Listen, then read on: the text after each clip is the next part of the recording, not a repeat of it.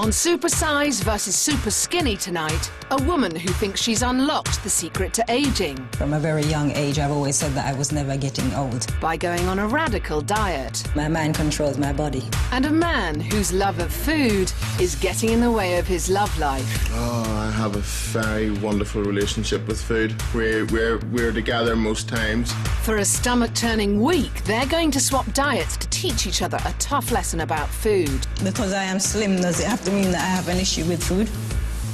Journalist Anna Richardson delves into the murky world of diet pills and learns about some hideous side effects. You'd have to make sure you didn't fart. You would literally poo your pants. Yes.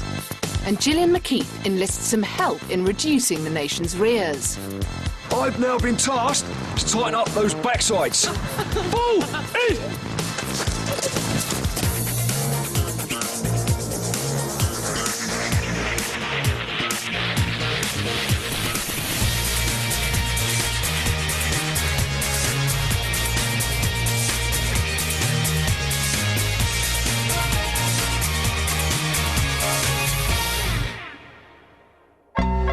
For the last 4 weeks, we've been fattening up the super skinny in our feeding clinic, and this week is no exception. Checking in tonight is Elizabeth Young from Brentford. She thinks her restrictive diet is the key to eternal youth.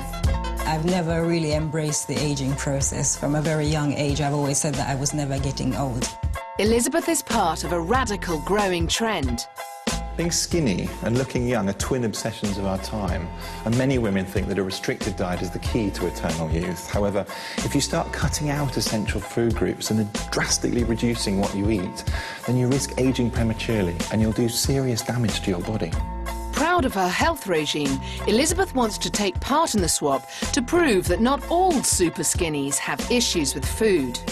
I don't have a bond with food. I can take it or leave it. I'm not emotionally connected to food. To me, I see food like petrol, in a sense that you only put petrol in a car when the car needs it. So I put food into my body when I need it. Her anti-aging diet will now come under the spotlight as Dr. Jesson checks Elizabeth into the feeding clinic. You're exactly 5 foot. An average woman of 5 foot should weigh 7 stone 2 pounds.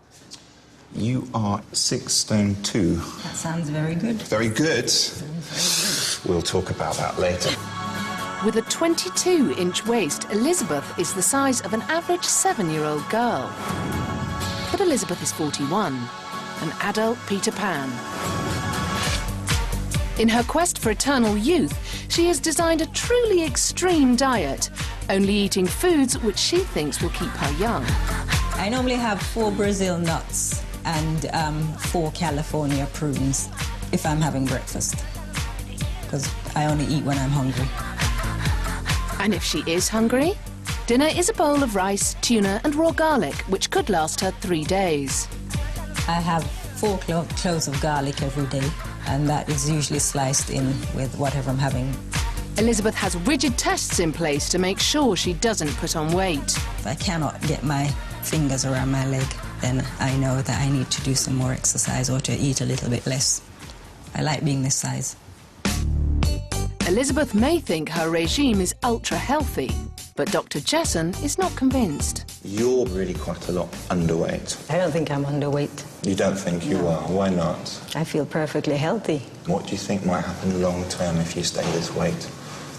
I think I'll live longer. Do you? Yes. Why do you think that? Where did you hear that eating very little will make you live longer? It's not so much about eating very little, it's just my mindset. I've pretty much found out that some food are good for you, some are bad. So I choose the ones that are good. I'm going to really be harsh with you and tackle you this week and show you that actually eating more is not going to make you fat. And if you carry on like this, you will make yourself ill long term, and I guarantee that. Elizabeth thinks she's found the secret to eternal life, but because her diet is so poor and she's missing important vitamins and minerals, she's actually going to age quite rapidly. Dr. Jesson's got a major battle on with Elizabeth, so we've brought in the big guns. He's one of our largest supersizers. Meet Stefan. He's been morbidly obese for the past 10 years and he's a foodaholic. 36-year-old Stefan is a milkman who has a serious love affair with food. Oh, I have a very wonderful relationship with food. We're together most times. With 3 a.m. starts, his feeding frenzy begins with an early morning trip to the local bakery. Oh, the smell of Danish pastry and the bread, and it just has me at hello. And that starts my day off, and from then on it's just a downhill tread to destruction. Sausage rolls and cheese, big cream finger bun, and I would feast on crisps and coke and scone, and anything that's eatable gets in my road is just doomed. Over the next 5 days, Stefan will be trying to kick-start Elizabeth's passion for food, as well as calling a halt to his over-amorous relationship. You are £485 exactly. That's a whopping 34 stone, 9 pounds, nearly 3 times heavier than his recommended weight. Stefan's waist is more than 3 times the size of Elizabeth's. I've worked out your body mass to be 67. That is the highest body mass I have ever seen in anybody. We would call morbidly obese a body mass of about 50. Morbidly obese means heading for an early grave. You ain't gonna make 40. I'm not ready for Dan yet. I've got life in me yet.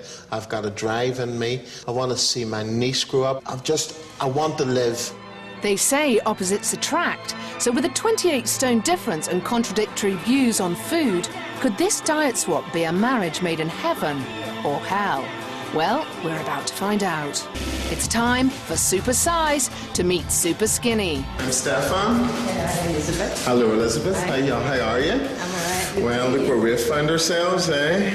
Oh my goodness me. So, I'm really, really big. I'm really small, they tell me. Well, 34 stone of sheer... You don't look 34 stone. Do I not look 34 stone? That's fantastic. Do I look 34 stone now? It looks you like wear it this. well. Thanks very much. So, Elizabeth, why are you here? I want to prove that not all skinny people have issues with food. I have the most shocking diet, so I'm really looking forward to yours. God. We are going to have so much fun. Yeah, but I could tell, as soon as I saw him, I read his personality. Yeah, like-minded. Before Dr. Jessen can enlarge Elizabeth and slenderize Stefan, he needs to open their eyes to their extreme eating. This is going to be the first of your big wake-up calls to what I think is a really serious problem that you've both got, okay? And that is your really messed up attitudes to food. This is what you tend to get through in a week for your breakfast. Let's have a look. So this is your dried cereal because you don't have milk with it. You have orange juice, that's the banana. Half a banana. And I bet there's some nuts coming in because I remember you have Brazil nuts as well, don't you? That's an entire week's worth of breakfast. Let's move on to lunches now. Do you like garlic? No. Oh dear. Rice? You like your turkey curry type things, don't you? And pasta. What one food, if you're given the choice of any food as a sort of last meal, what would you choose? I don't see food in those terms. You see, this is what's so interesting with you. You don't have a passion, you don't have a love of food. Could I just say something? Absolutely. I had no idea I was eating so much. You think that's a lot of food? It's a lot of food. Elizabeth may think this is a large amount of food, but a woman's typical recommended daily intake is 2,000 calories. Elizabeth eats a shockingly meagre 1,000 calories. This means she's under-eating by 7,000 calories a week, or 3.5 days' worth of food. I want to turn and have a look at what it is Stefan eats. Let's go. Sausage rolls. Nice start to the day. What's that? Scones. Scones, okay. That's sausages. cheese. Sausages. Is this sort of 10 a.m. breakfast? Where are we up to? 8 a.m.? You're into the burger section. Here come your snacks, by the way. Crisps, family-sized bags of chocolate sweets. How much cola would you drink during a day? Maybe 2-3 pints. Here we go. Here we go. Ever had Irish stew? No. No. You're going to love it. I've never had it like that either. I don't even know where we're up to. I'm completely lost with you.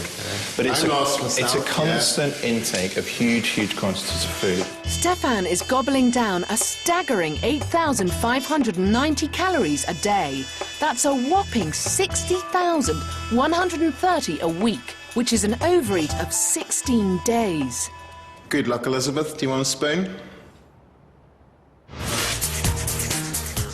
Still to come, will it be murder on the dance floor for our two supersizers? You're gonna go deep into territory that you don't want to go into. What's that? Called ephedrine. What's ephedrine? Anna Richardson gets pills and thrills on an extreme diet. Oh my word, they were mental! And Gillian McKeith sticks a boot into the buttocks of Portsmouth. I want your bums to stand to attention rather than hanging low. Gillian McKeith has arrived to save your ass. We're a nation of large arses and big bums. And I'm travelling the length and breadth of the country on a campaign to reduce them. Your left side's a bit less toned than the right. Yes. Why would that be? I do salsa. Do you? You're only using one leg? Oh. She's got some tone. She needs to lose a little bit of padding. I found out that the national average is a whopping 40.5 inches. It's time for action. So, I've rounded up a sample of 101 fat-bottomed girls to try out different means and machines that claim to trim your tush. I'm on a mission to ban big bums. And I'm about to show you a future where lumpy rears and roomy bums are a thing of the past. This week, our group of volunteers has sailed in from Portsmouth in a bid for ship-shape buttocks. Okay, let's take a look then, shall we, girls? All right, oh dear, okay. At an average of 45.5 inches, my wide-loaded women are 5.5 inches apiece over the national average. With a total of 500 inches, they're as beamy as a barge. What do the sailors say when you walk by? They don't. So, I've got the perfect solution to bust those billowing backsides. Thank you. And save our souls, it's a special pair of shoes. Okay, they look a bit strange. Called MBT's Maasai Barefoot Technology. They're based on the way the Maasai tribes people walk in the sand. They feel quite light and bouncy to walk in, actually. They're quite... It's like got space boots. The makers claim the shoes distribute pressure equally over the foot, causing the unbalanced body to use muscles usually neglected when walking, meaning you get a buttock-punching workout. You can sort of feel it in the backs of your legs and sort of already after about 20 minutes of putting them on. Kind of like you're walking on uneven ground. It's kind of weird. But you're only going to reduce those rears by really walking off that pork. So I think it's time for booty camp. Right, ladies, I want your bums to stand to attention rather than hanging low.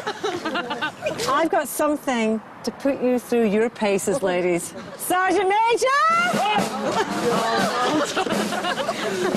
For one day only, I've drafted in a little help from a friend.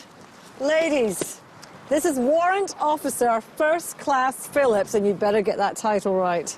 I've now been tasked to tighten up those backsides. Fall in! Move to the left in fall! Left, tight! By the right! Quick, march! Left, fight, left, fight, left, fight, there!